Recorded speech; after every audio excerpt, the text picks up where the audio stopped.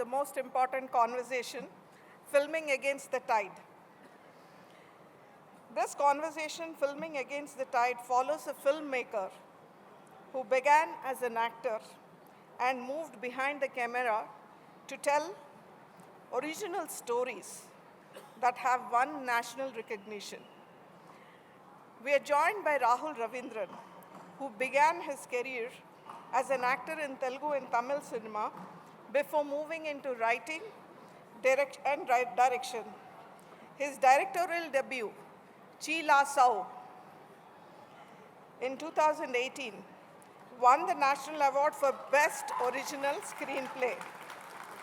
You seem to have quite a bit of fan following here. And it also won the Sakshi Excellence Award for Best Debut Director. He went on to direct Manmadhudu 2 and his third feature, The Girlfriend, which incidentally, yes, it comes highly recommended, by the youngsters in my family. Released to critical and commercial success. He continues to act occasionally. He's in conversation with Swapna, a well-known senior journalist, television anchor, and classical vocalist.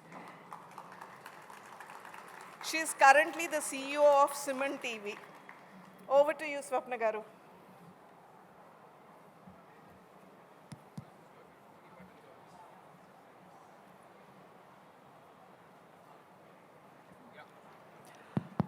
Hello, check. A very good evening, ladies and gentlemen.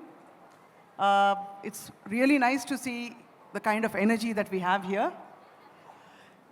I am honored, delighted, and I'm having a fan moment right now, along with all of you, welcoming Rahul Ravindran.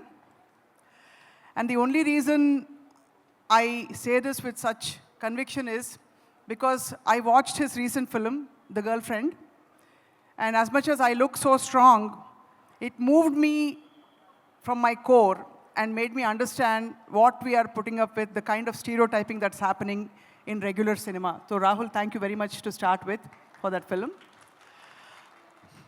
So we are here talking about filming against the tide, which basically, let's define the tide to start with. We're looking at an industry which has defined the norms of what stories should be, how female characters should be portrayed, how stories should be narrated, and that is forming the core narrative of our society, which is being debated in niche areas now and then, but we haven't been able to bring it into mainstream cinema. And here is Rahul, who dared to do that recently with this film, The Girlfriend, and not just this film, but even his earlier work, the characters he's portrayed, and the choices, the quiet conviction that he has shown in all his work. So let's start with this very honest conversation I hope we're going to have, Rahul. Rahul, how do you feel, being labeled as a filmmaker who's against the tide? It's ironic because I think to begin with, I'll tell all of you something. There's a lot of youngsters here who are probably making very crucial career decisions.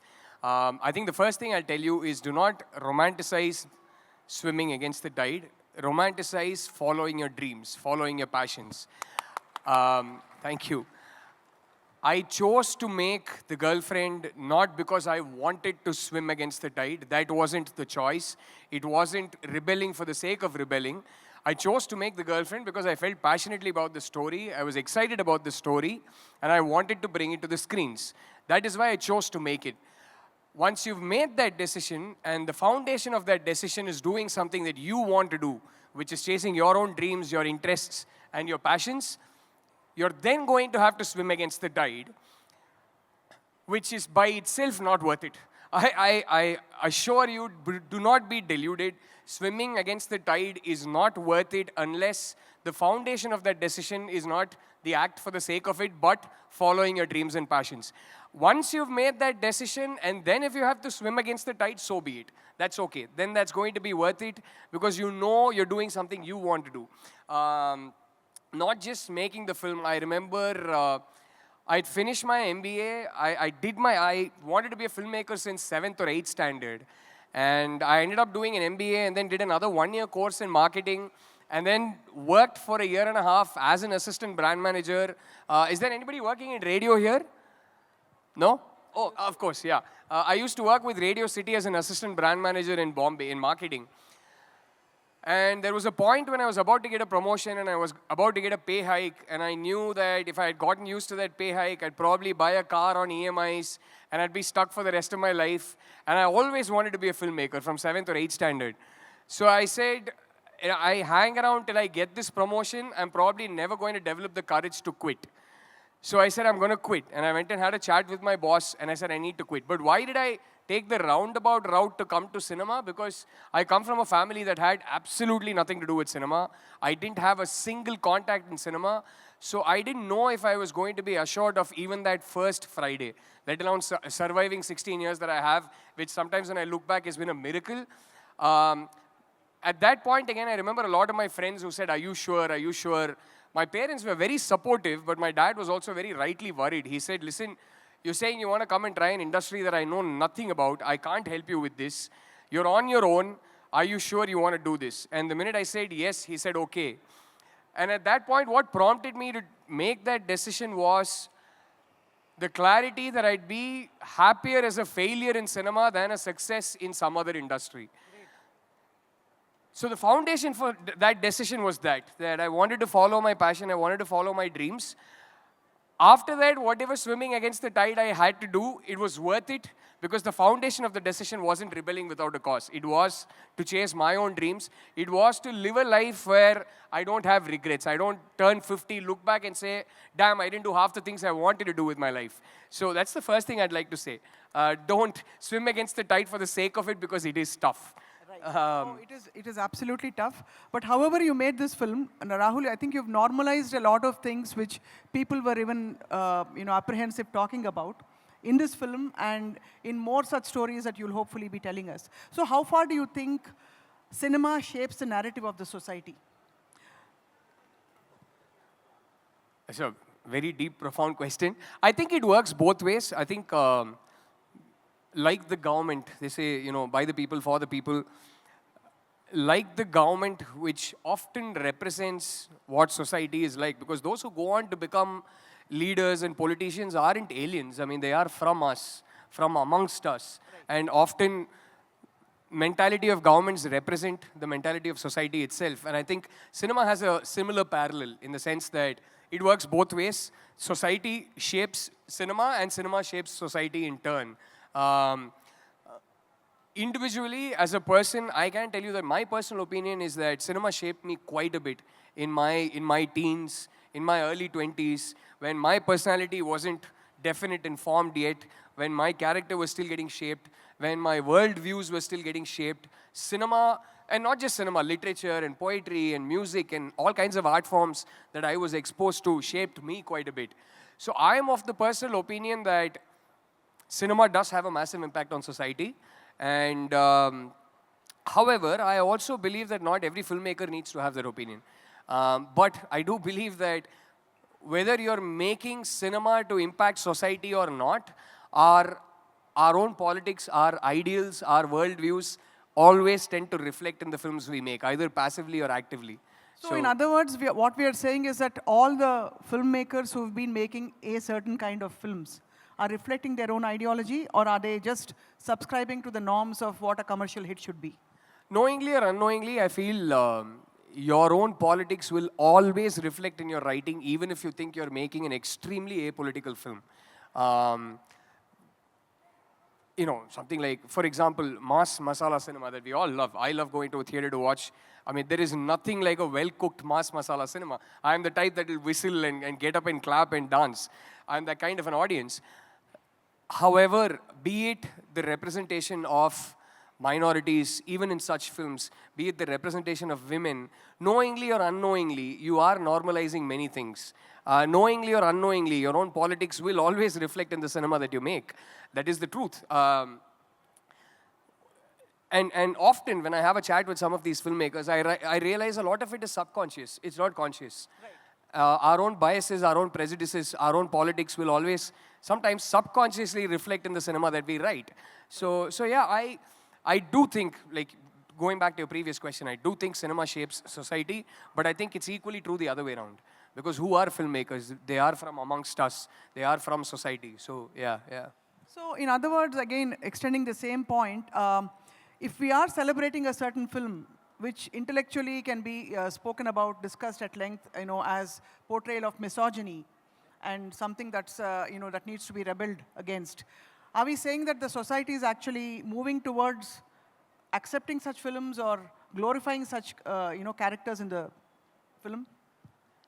Interesting question. I always feel a little bit of pressure when I answer questions like this because it's almost like I'm representing an entire fraternity and all of society. So whatever views I share with you here, they're purely personal, right?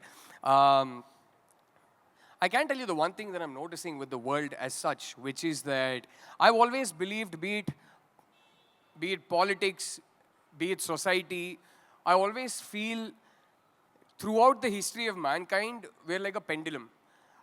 We're like a pendulum that keeps swinging from the right to the left, and then back to the right, and then back to the left. And at no point in human history will you find that pendulum stationary. It's always moving, right?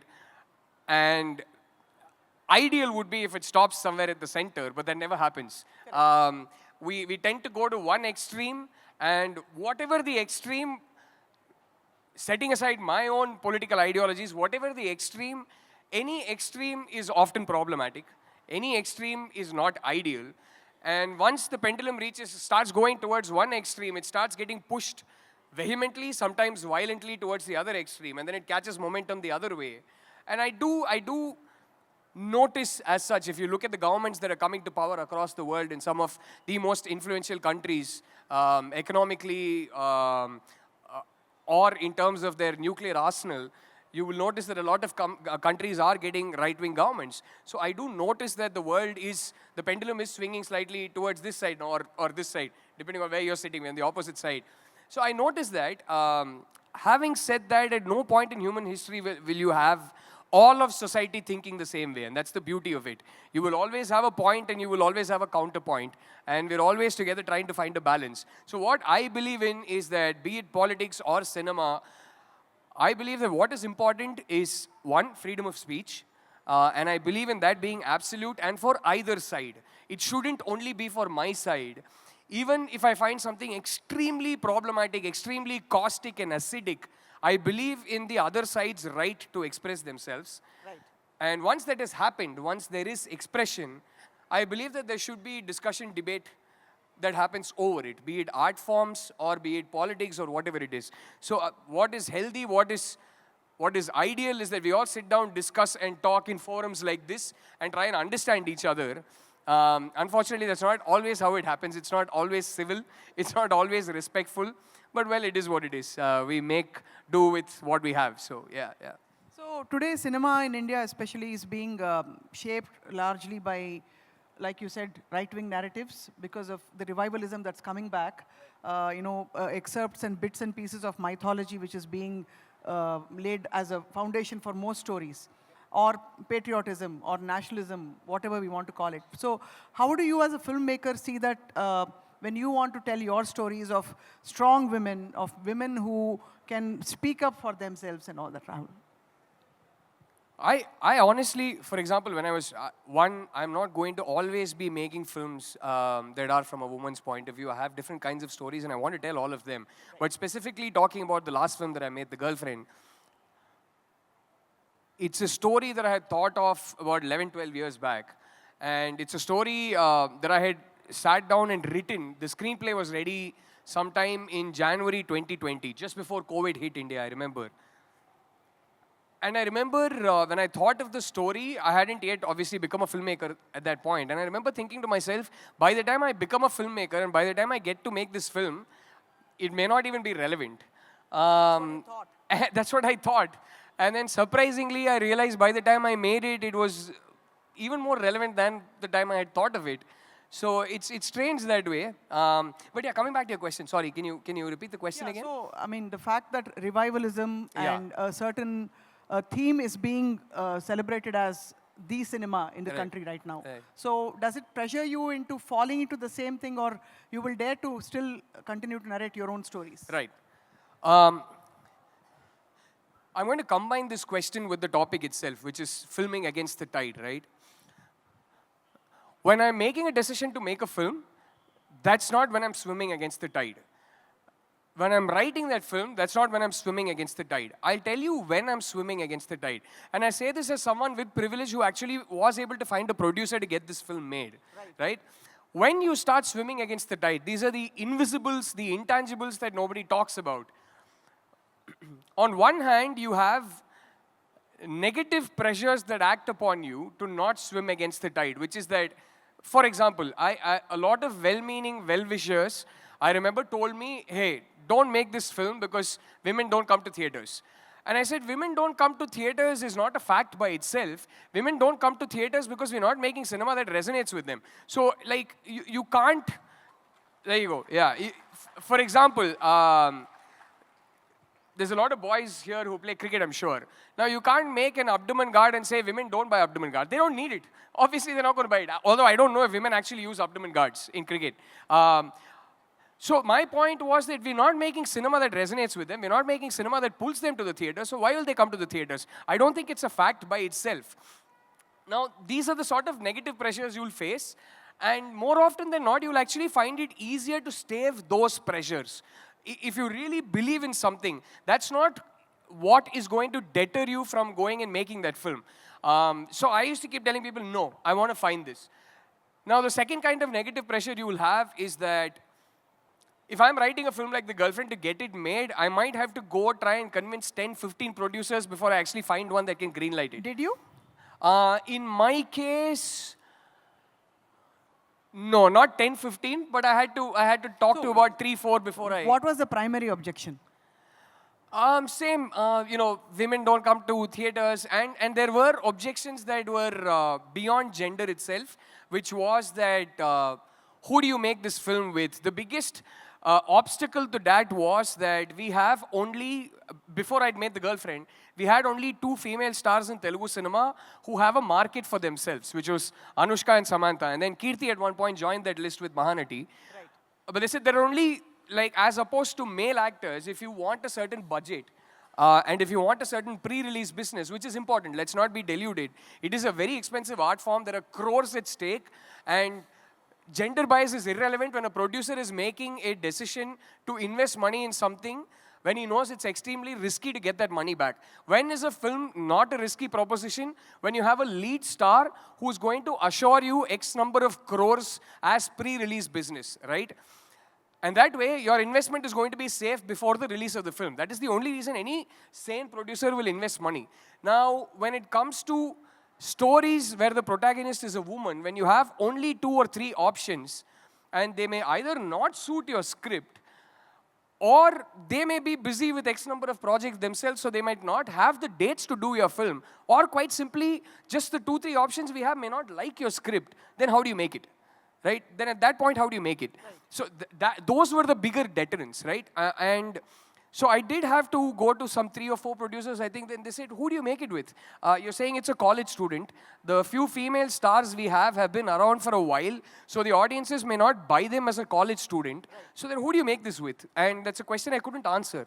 So I knew the only answer to that question was that some producer must be willing to take a punt on the script itself and say, you know what, it doesn't matter. I'm going to take a chance. I'm going to gamble on an actress who's not... Rashmika Mandana is an A-lister. She's a superstar, no doubt about it.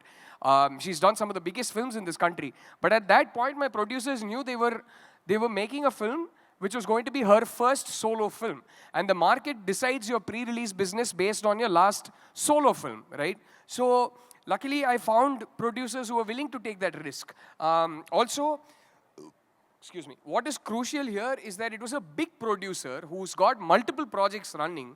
So he has the financial muscle to be able to club this project with some of his other big projects and to be able to sell it and make money out of it.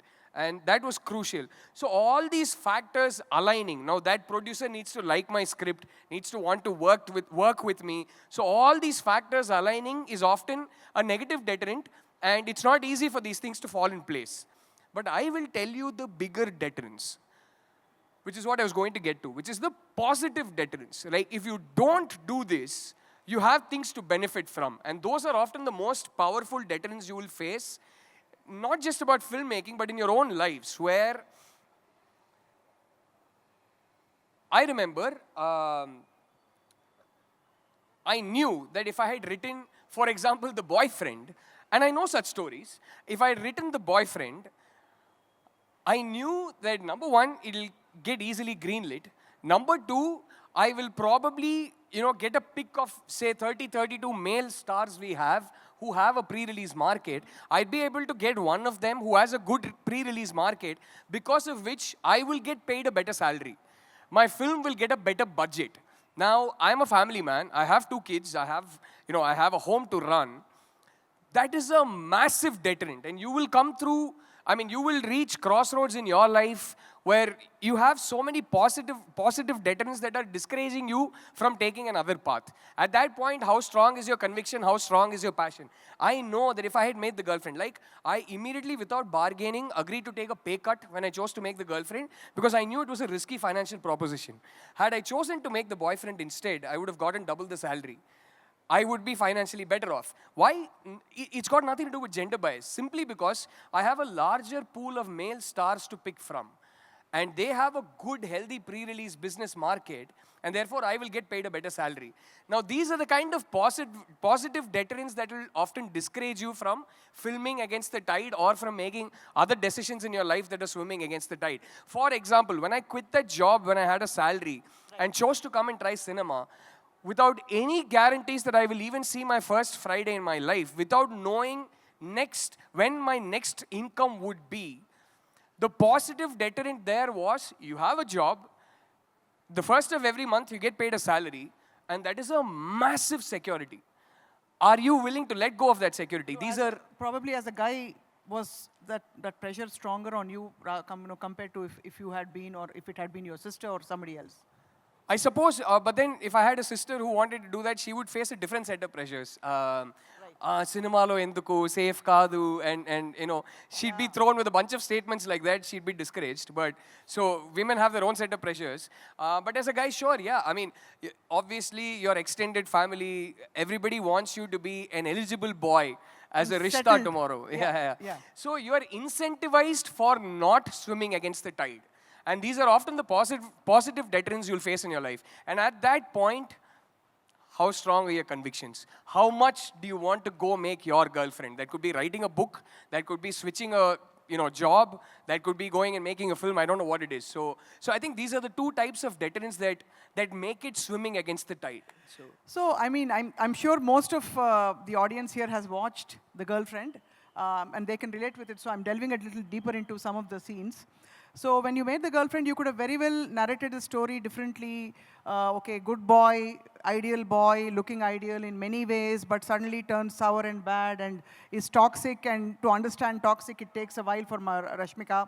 And then towards the end, you could have very well chosen to make her forgive him, or make him transform himself overnight and become the good boy and repent for what he did, and nice family photo.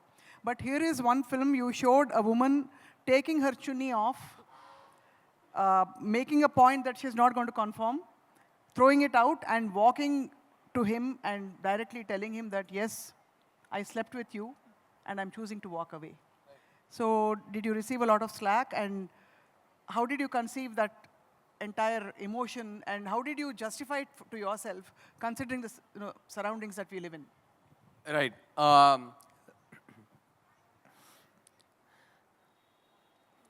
I am an optimist, and I don't believe in burning bridges. I don't believe in picking fights.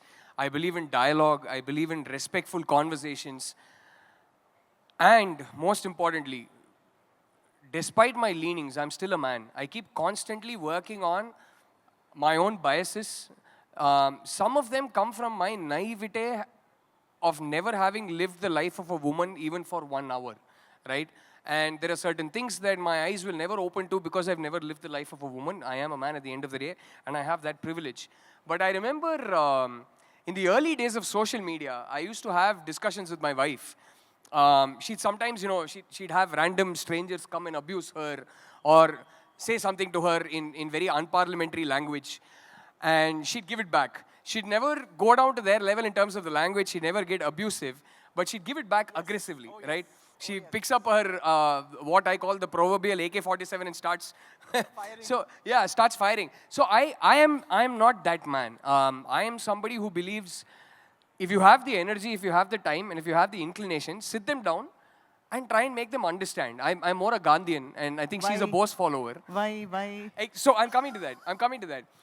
So in the early days of social media, I used to sometimes have conversations with my wife saying, you know, I get it, but that kid is probably 18 or 19. He probably doesn't know any better. And why don't you take the effort to talk to him with love? Kindly explain to him why it is wrong. And then I remember, I'll never forget that day. She picked up a tweet that she had made. It was her opinion. She hadn't gone and tagged any of those boys who had come and commented on it. She didn't go to their timeline and say this. She had passed off her opinion on social media.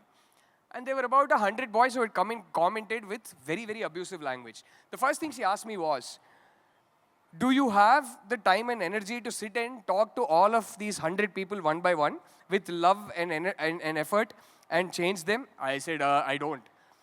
Two, she said, you're a man, you will never understand what it is to be abused for merely sharing my views and my thoughts. I said, fair enough. And she said, it is not my responsibility to sit and change him. She said, that's not my burden to carry. I have the burden of my own life. I have the burden of trying to live my life according to my wishes in this society. And that's a big enough burden for me to carry. I don't need to carry the burden of going and changing and making better men out of hundreds of men whose parents should have taken care of him. I said, fair enough. And it opened my eyes that day. I said, yeah, why should I expect one? That is the day, this was many years back, very early in our, I think we weren't even married at that point, if I'm right. And I said, that's the day it opened my eyes to one, it is not, the woman is the victim here. She is being abused. And dealing with that in itself is a baggage, right? And it takes a lot to process that abuse and stay sane and still speak your mind and still not be discouraged. And on top of that baggage, it is very unfair to add this burden of changing these men. It's not their burden to carry. If someone wants to do it, great. Gudiga testa. But that burden should not be forced upon them. It's a realization I had. The second realization I had that day was that when she is the one being abused, if she was the one going and abusing somebody, sure, I get it. Yes. But when someone's coming and barking on her timeline, how angry she should get and how she should express that anger, or whether or not she should express that anger as a man, is not something I should even suggest to her. So I said, going forward, I'm going to shut up. I will let her deal with how she wants to deal with these trolls, and I will keep quiet. It's a realization I had that day. And I think this realization influenced how I wrote the end of that film. Maybe if I had made The Girlfriend when I was 25, I would have been well-meaning, I would have been well-intentioned, but I would have probably written a climax where that man would have changed, or she would have changed him. But this very stark realization of that burden mustn't be on the victim helped me write what I'd like to think is a far more mature climax. So I think, they seem to agree, so I'm glad. So, yeah. So I was actually, because of the realism in The Girlfriend, I was forced to think of what happens to a Rashmika after, she goes, because everything is now out in the open. Here is a female who was sexually active with a boyfriend, and she declared it in public and walked away. Do you think that society has a bias about women who voice out their opinions so strongly and walk out against, what we call the norms? I think the biggest issue is that some people clearly have a bias. They have a problem with it. For a lot of people, the discomfort comes not necessarily even from prejudice and bias, but something as simple as it is not the status quo they have been used to for generations. And that status quo is suddenly being challenged. And that causes a certain friction, it causes a certain inertia and a discomfort. And I think, especially when you are the section of society that benefits directly or indirectly from that status quo, you don't want that status quo to change. And it doesn't feel nice when that status quo is changing. It takes a lot of self-work, it takes a lot of introspection and reflection to say, oh, hang on a second, sure, the status quo suits me, and I benefit from it, and yet someone's coming and screaming at my face that this status quo suffocates them, oppresses them, and they're not happy, and they haven't been happy for generations. How can I continue to ignore it and say I'd rather still have the status quo intact? Right? And I think a lot of the discomfort comes from that. It really boils down, for a lot of men, it really boils down to something as simple as we had the freedom to pursue the careers we wanted. We had the freedom to do whatever we wanted with our lives. We had the freedom to be, dealing with a young child and their tantrums is not easy. It's not easy for a woman, it's not easy for a man. It can be very, very emotionally draining, and it can be physically draining. As a man, I have the advantage of saying, oh, I'm busy with work, and staying away from that commotion for 12 hours a day, 13 hours a day. And that status quo benefits me. Nobody's going to judge my character because I stayed away. Because why? I'm the breadwinner, I'm earning, and I'm working hard for the family. So even when I come back home, I can say, oh God, I've just had a long day of work. Can you take them away from me and deal with it yourself? And go to my bedroom, shut it, and go to sleep. Now, it's a luxury that the status quo gives us. And beyond that, as a man, status quo gives me the luxury of, it's almost a rite of passage. It's romanticized in pop culture and in art, where I don't drink personally, I'm a teetotaler, but I can get together with my friends and I have a couple of drinks and kaburlu jepkuntam ante, it's a rite of passage. It's often beautiful, and it is. Mind you, that kind of a friendship at that level is beautiful.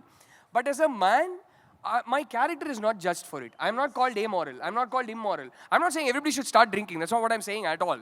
But I'm talking about the hypocrisy of the same things, how each gender is judged differently. Now, there are a million such small freedoms I have as a man. Yes. And status quo enables these freedoms. Status quo helps me enjoy the benefits of these freedoms. Now suddenly, over the last couple of generations, and that voice is slowly getting louder, but it's still in pockets. If you think dunya has changed, and who's like that nowadays, please step out of the comfort of your cocoons, go into the real world out there and have a reality check. It's not changed much. It's still the same. So now for a lot of men, now I want to have a family as a man. I want to have children as a man. And for a lot of men, once you get bored of your woman, they go around straying and graze other fields. And women are taught to say, but they're men, men will be men, put up with it. Yes. Now this is another freedom I enjoy as a man in society, whereas a woman goes and does that. Again, I'm not saying everybody go start doing that, but I'm saying, why are people judged differently for it? So as a woman, you're judged very differently. Yes.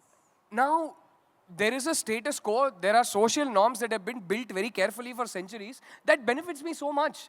Now, if you women suddenly start screaming on my face and start threatening that status quo, start challenging it, now there will be two kinds of reactions from men. There will be certain men who take a step back and say, hang on a second, these privileges and these everyday freedoms that I enjoy, that I take for granted, that have been passed on to me from my father and his father and so on, just because I was born a man, I've enjoyed it all my life.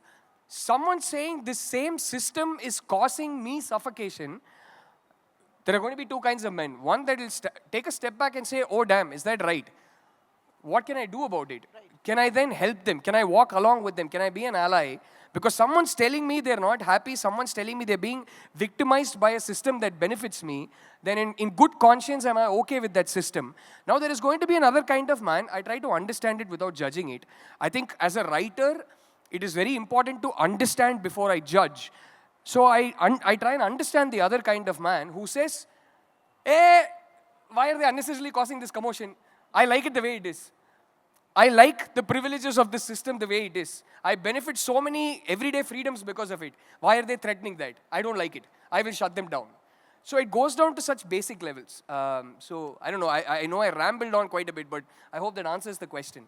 Partly yes and no. I mean, the fact that you could justify a strong woman coming out in the open and declaring her freedom and her choices and her ability to walk away, I was just thinking whether that the same situation would be acceptable maybe 10 years earlier, because ఇది భారతదేశం, స్త్రీ ప్రాణం కంటే శీలానికి ఎక్కువ విలువ ఉంది అని ఇలాంటి పెద్ద పెద్ద డైలాగులు విన్న దేశం ఇది. We have seen so many films celebrating women's being pious and all that. So here is a film where you broke those norms and made her look like a winner, like a leader. Yeah. So I'm going to ask some of you. I'm so sorry. Yeah, yeah, I didn't realize you were going to continue. But I'm going to ask some of you. This can be a little test for you. This is a little test I used to use on myself when I was much younger. I make a list of men in society that I really respect, okay? And then I make a list of women in society that I really respect. And I used to ask myself, why do I respect the men I respect and why do I respect the women I respect? And if you talk to a lot of men that you know, you'll often realize the men that they respect them despite their flaws because of what they've achieved. right. And you'll realize that not all men, obviously, but some men, the women they respect, will be women who conform to, you know, the Madonna whore spectrum. If you're the Madonna, if you're the Devi, and if you spend every single living minute of your life sitting on that pedestal and not even come one step below, gudi kattasta, poojista. Correct. But the minute you come one step below, you go straight to the other spectrum, right? Yes. So ask yourself why you're so much more forgiving of your male heroes, why you respect them despite their flaws, and why you're not able to extend the same courtesy to the women that you respect. I think it's a great test, and that will help understand your own biases. Absolutely, and I would say I would extend the same question to cinema as well, Right. where we are celebrating certain gestures and behavior. We call it toxic, in intellectual, forums like this. But when it comes on the big screen, we celebrate it, we endorse it, we watch the film again and again. Especially if it's a good-looking hero. I don't want to go into I don't want you to quote controversy here, nor do I want to quote controversy. But we have seen parallel films. I mean, the recent 5 to 7 years, where this male toxicity is so wonderfully celebrated. And so, do you squirm when you look at cinema like that, or only in such context do we say the story demands it and hence it is okay? I mean, like I told you, I am somebody who believes in freedom of speech for the other side as well. Yes, right. And therefore, when it comes to certain films like this, sometimes I thoroughly enjoy these films despite a lot of discomfort the politics of such films cause. Right. Sometimes, if the film's not that good, I don't enjoy these films, and then the fact that I'm disagreeing with the politics of the film only makes the experience even worse for me. And sometimes, I'm very neutral about them, and yet I very clearly recognize that, hey, I disagree with the politics of this film, so I will go back home and think about it. I will go back home and think about what influence it has on me. And is it having a positive influence on me, or is it having a negative influence on me? So I don't believe in asking that filmmaker to not make his film. I believe in checking my own biases and going back home and checking the impact that film had on me. So that's so, and it's purely personal. I'm not saying, one size doesn't fit all. So yeah. So Rahul, you have obviously started off on a note. I mean, The Girlfriend, compared to your earlier films, I think this has gained a huge recognition, and there's now a huge responsibility that people want you to make more and more such vocal films. So do you feel that you'll be able to kind of conform to it, this expectation, and or because, once you're in a creative area, you may tomorrow want to tell a very different kind of a story, which perhaps glorifies another section of society. So how do you feel about that? See, I'm never going to make a film. Personally, when I am writing a film and making a film, I'm never going to set the politics, my own beliefs, my own politics aside and go make a film that is exactly the opposite of my own politics. That's never going to happen. However, now, it's interesting that you raised that question, because remember I said positive deterrence and negative deterrence. Now, what is happening now is that before I made The Girlfriend, everybody kept saying, don't make this film because women don't come to theaters. And I kept saying, they don't come to theaters because you're not making films for them. And we ended up making a film. by Friday evening, suddenly it was women promoting a film on Instagram. They were promoting it more than we did. Women were going to the theaters, watching it, enjoying it, coming out, and pushing other women to go to the theaters. What parts of the film do you think they really related with? I mean, give us those 2-3 moments. Many clearly. Deja vu moments. Many clearly, but that will be a long discussion. But yeah, I will get to that.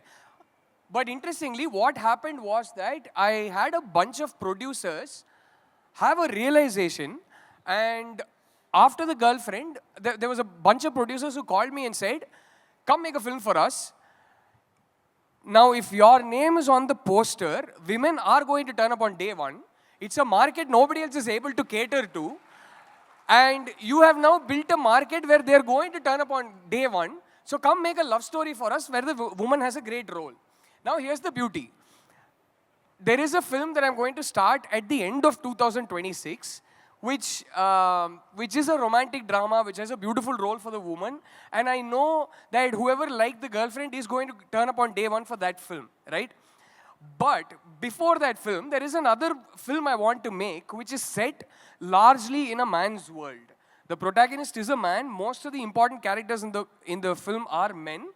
And I want to make that film. Suddenly, I have a lot of positive deterrence from a bunch of producers saying, no, you shouldn't be making this. You go make a love story now that women will turn up for, we'll give you a great salary. If you want to make this film, we can't give you a great salary. We can't give you the budget you want. And I'm like, oh my God, let me make the stories I want to make. So no, I'm never going to make cinema that is, for example, that is misogynistic, that is sexist. I'm incapable of that. How do you draw lines, Rahul? I mean, I think every cinema today, when you look at it, a big hero coming and spanking a woman on her back, is that misogynistic or not? I mean, for example, I made Sheila So. Some of you seem to like that film, yeah. So I made Sheila So where the boy is as important as the girl. I mean, they had equal roles. No, we don't need to fight in every film. But I'm asking you about I'm the saying hidden it wasn't misogyny. misogynistic, right? I think most people will agree that the film wasn't misogynistic. No, absolutely so not. I think you can make cinema. Like the next film that I'm making, when it comes out, you will realize that the film, hopefully I'll get to make that film next because there is a lot of positive deterrent to not make that film. So I'm going to have to swim against the tide if I get to make that film next. When it's announced, you'll know if I manage to win that swimming race or not. But when you watch that film eventually, you'll realize that the women in the film, while they do play an important part, they don't play as important a part in that film as the men in the film. However, you'll realize that the film isn't one bit misogynistic or one bit sexist.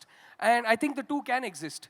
I think you can. For example, if I'm making a biopic of a man, he is going to be the protagonist of my film. But that doesn't mean I have to make a misogynistic film, right? This one isn't a biopic, but I'm just saying. So both can exist. And when you watch that film, hopefully, I hope the women turn up for that film as well. But when you watch that film, I think you'll realize that can exist. So I will personally never make a film. Now, I'll also tell you this, right? The reason I say other filmmakers should be able to express themselves and make what they want, even if I personally find it problematic, is because if I had gotten to become a director at 25 or say 22, I would have made certain cinema that I believe is well-intentioned, that I believe is not misogynistic, but because of my lack of maturity and my lack of lived life experiences, there might have been problematic things from it, and people would have criticized it, and I would have learned from that criticism. Now, does that mean if I'd gotten an opportunity to make a film at 25, I shouldn't have made it? No. So we all live and learn, and hopefully I can only hope that a filmmaker making a film today that I find problematic lives and learns. Does that mean also that all those filmmakers are immature then? No, that's not what I'm saying at all. That's what I'm saying. Like today, I've made The Girlfriend. 5 years down the line, I might look at it and realize, oh, how immature was I? There are so many things that I could have written better, that I could have done better. And 5 years later me will actually judge the 5 years back me, and I might find it immature. And that is how life is. You constantly grow and evolve and learn. So does that mean I shouldn't make the movie until my maturity is maxed out? Because I don't know when my maturity will max out. And it's a constant process. So which is why I believe that filmmakers should go express themselves, make whatever the cinema they're making, and we should all have discussion and debate. And which is why I feel film criticism, like criticism for any art form, plays a very vital role in society. Because not just audiences who've consumed a film, filmmakers ourselves get to learn from it. Right. And we get to evolve from it when people point out certain things to us. Absolutely, absolutely. yeah. I think we'll all wait for a film after The Girlfriend titled The Wife. Because I think many of us can relate with that. I think we need more vocal wives in our society. I don't have a story for it right now, but hopefully someday. Yeah, we'll give you a lot of stories. The number of people who keep asking me to make the boyfriend next. I'm like, I keep saying this. In my own circle, I know men that are the victims of toxic relationships. In my own circle, I know men who are the doormats and who are married to narcissistic women, and I know that exists as well. But there, it is a more individual problem. But when it comes to a woman suffering, the reason it is far more common, the reason the numbers are far bigger, is because it is enabled in a systemic, foundational level. Correct. Right? Absolutely. Very well said, Which is why every time someone asks me, will you make the boyfriend, I do have stories that I'd love to make.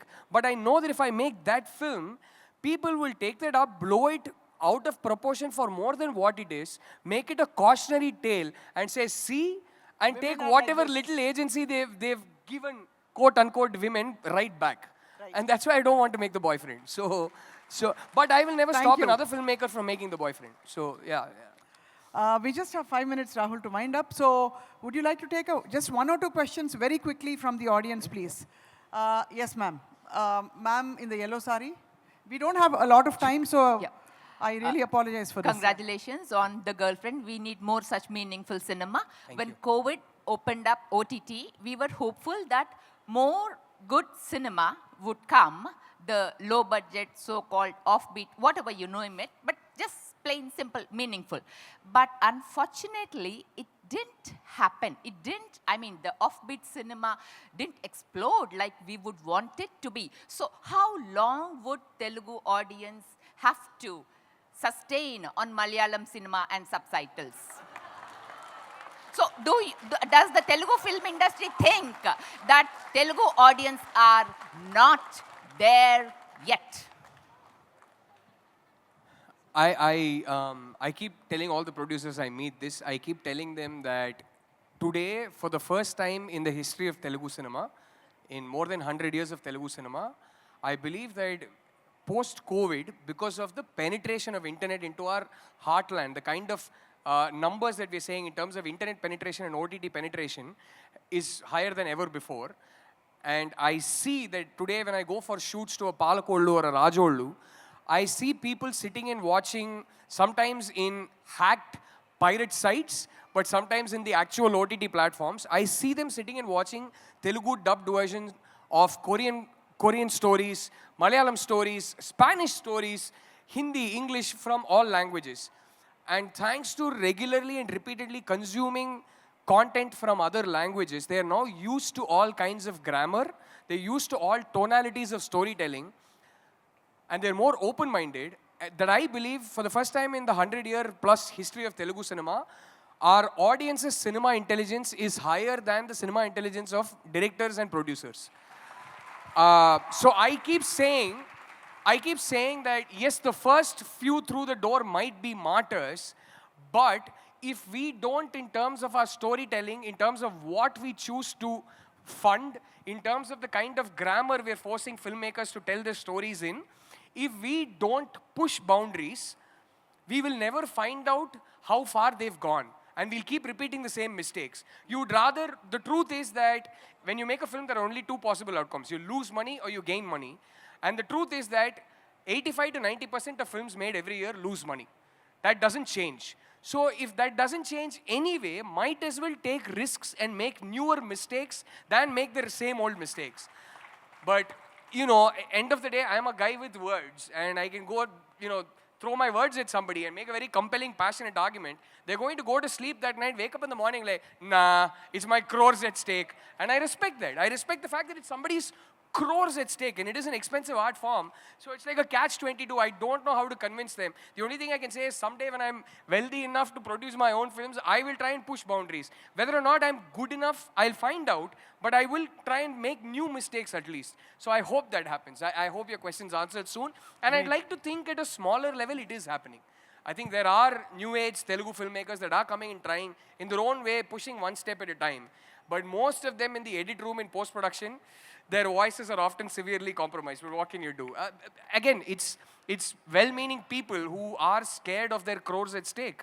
So I respect that too. So yeah, it is what it is. Yeah, we just have, thank you Rahul for answering that. And we have one more question only, one last question. Can I request, I think we had a few guys raising their hands.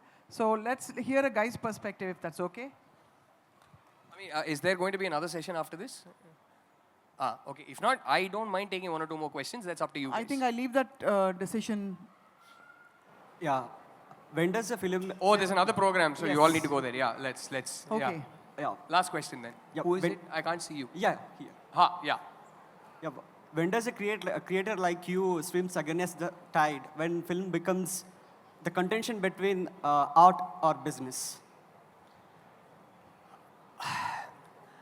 In an ideal world, in utopia, it's all art, and we get funding for films that are art for the sake of art. The truth of the matter is that, especially now more than today, cinema is an extremely expensive art form to make, right? It is very, very expensive to produce a film today, and it's somebody's hard-earned money at stake.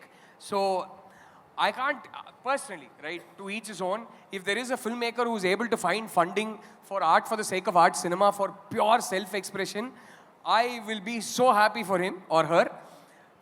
Personally, I tell myself, listen, it can't be all art for the sake of art because you're responsible for the crores that is being pumped into the making of that film. It's somebody else's money. The day I have my own crores to invest, fantastic, I can go do whatever the heck I want. But it's someone else's money. So I try and find a balance. I still tell the stories I want to tell. I don't compromise on that. But I try and tell it with a mainstream actor. Like, for example, I was very blessed to get a Rashmika Mandana to tell The Girlfriend. Therefore, I was able to spend more on it. And I'll always be grateful to Rashmika for that. So try and make certain compromises so that you're still getting to tell your stories, but you're also ensuring that your producer has a reasonable chance of making his money back or her money back. So I think that's important. Yeah. Very realistically and honestly answered, Rahul. I think, I think we'll wind up for today. Hopefully we'll have many more such engaging conversations with the audience. I'd like to sum up by saying that obviously we need revolution for evolution. So films like you, filmmakers like you, and films like The Girlfriend, and even tracing back K. Vishwanath Garu, Balachandra Garu, several filmmakers have laid the foundation to swimming against the tide, and you have caught on to it, and we are expecting a lot of very offbeat, new wave, new age films from you, Rahul. Thank you so much for being here with us today. Just the fact that I got mentioned in the same sentence as them, I'll sleep a happy man today. Thank you. And thank On you all that for note, participating. I echo with Swapna Garu. Thank you, everybody. You're such a lovely audience. Just Thank for you. your information, I just got the head count. We have 600 plus people, in the audience. I hope I didn't put all of you to sleep. I hope you all had a good time. Not at all. It was such an engaging conversation, and it's so heartening, for people like me who have weaned ourselves away from Telugu films, and hope to see more from you, and pull us back. Pull us back. Thank you. Thank My you. pleasure. My pleasure. I had a lovely time. Thank you, all of you.